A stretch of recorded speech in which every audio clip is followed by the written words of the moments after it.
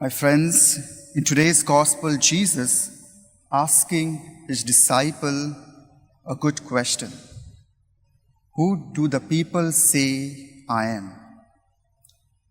And today Jesus is looking at us and asking the same question, who am I to you? Who am I to you? For some, Jesus is a friend. For some, Jesus is a healer.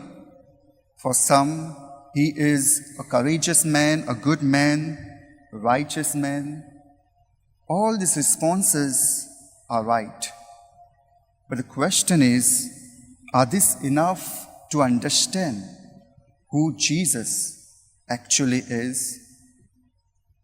It seems not, because Jesus immediately asked the same question to his disciples, the same disciples who journeyed with him, who were close with him. Who do you say I am? So Peter, speaking for others, replies, you are a Christ. You are the Messiah, the Son of the living God. Peter's answer is correct, but incomplete. And then Jesus goes on further and explains what kind of Messiah he is. He says, the Son of Man must suffer many things and be rejected by the elders and the scribes and the chief priest, be killed, and after 3 days rise again. Yes, Jesus is a Messiah.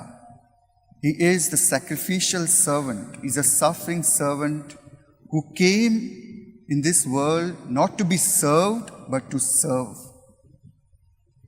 He sacrificed his own life.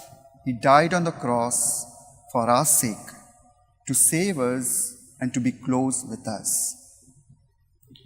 Nobody expected Messiah to be like this, the suffering one.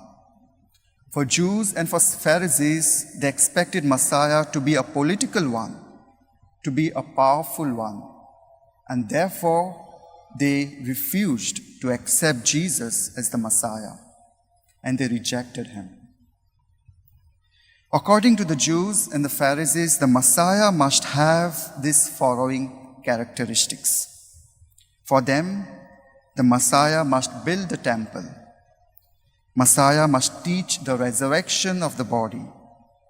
Messiah cannot say who he is. The Messiah must come from the line of David. The Messiah must teach about the social justice. The Messiah must bring peace on earth. The Messiah must not pick arms. And finally, the Messiah must be with God at creation. And if you examine Jesus' life, in fact, Jesus has all these characteristics, and therefore he is the Messiah. So my friends, always remember, by dying on the cross for our sins, he is alive. Let us remember that Jesus is alive. He lives within us. He lives in the church. He lives in this world. He accompanies us and is beside us. He is walking along with us on our journey of life. He is a wise guide who helps us when we face difficulties or when we struggle in our life. He is with us. He is alive. And it is precisely Peter in today's gospel recognized that Jesus is the Messiah who came for us, to save us, to share his life and joy with us. So let us today look to Jesus, always, who keeps his firm and gentle hands and arms over our weak shoulders. Let us look to him. Let us reach out to him. Always remember, with Jesus, what seems impossible on our own is no longer so.